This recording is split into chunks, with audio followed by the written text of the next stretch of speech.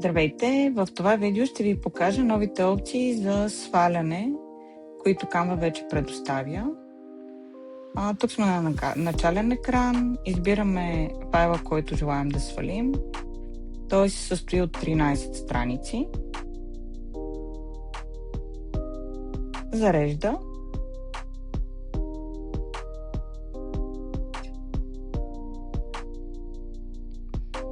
И сега е необходимо да отидем на бутона Share или споделяне, в случай, че Canva ви е с български интерфейс. След което слизаме надолу и натискаме бутона Download или бутона сваляне. И тук са новите настройки. Ако го сваляте в PNG, което е формат за снимка, или в JPEG, ще ви излязат подобни на това, което виждате на моя екран функции. Първо може да изберете с какво качество да свалите съответния файл. Аз най-често избирам Medium, тъй като средно качество, тъй като е напълно достатъчно за мен. Отгоре ви се изписва колко пиксела съдържа този файл и надолу са другите настройки, които са свързани с кои страници да изберете.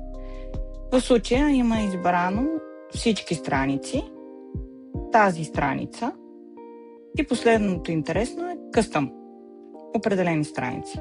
И когато скролнете надолу, всъщност вие можете да изберете кои страници да бъдат свалени, без да помните тяхните номера. Или съответно да натиснете отново бутон Select All и да изключите някоя от страниците, които не желаете. Тогава натискате бутон Download, изчаквате да приключи свалянето и всичко е готово. Има още една функция, която се появява, когато искате да свалите PDF. Отново отиваме на бутон споделяне или Share, Download или сваляне и отиваме на PDF. Тук имате вече различен вид PDF. Едините са за дигитално съдържание, което означава, че можете да ги използвате за имейл или за принтиране. Когато отидете в раздела принтиране, вече имате избор дали да бъде в RGB или SMIC. Неща, които не бяха достъпни по този начин в предишната версия. Оставяме го на RGB, защото и файлът ще бъде по-малък. Когато файлът е в SMIC за печатница, тогава файлът става доста по-голям.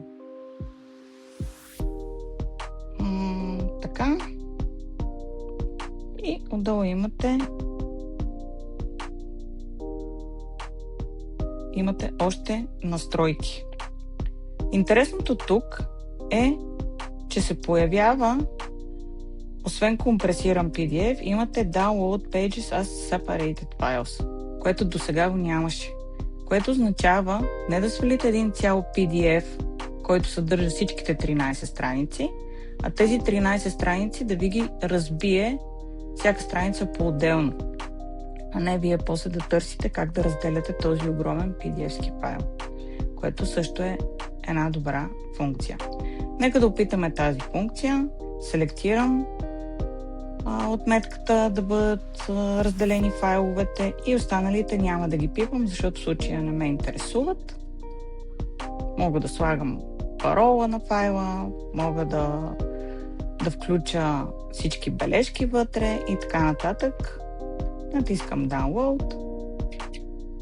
Нека да видим сега какво ще се случи и как ще получа файла.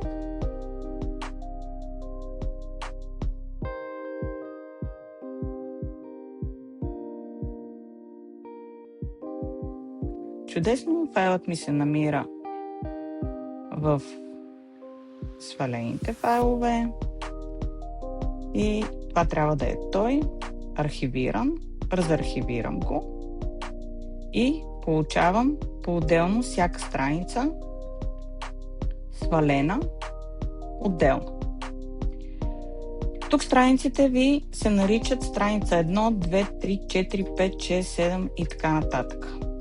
За да не се случва това, а да имат собствени имена, това можете да го коригирате като всяка страница. Отидете на трите точки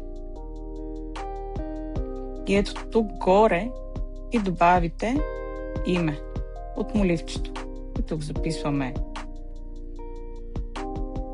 януари.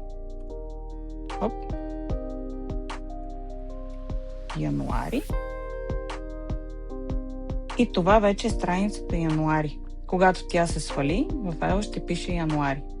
Или, как може да ви бъде това полезно? В случай, че сваляте файлове с покани за външни хора или, примерно, награди, които искате да раздарете под формата на грамоти, можете всеки файл да го наименувате с името на детето или на човека, който трябва да го получи и така да знаете кои сте разпечатали, кои не и на кого принадлежи този файл. Да си ги съхраните някъде.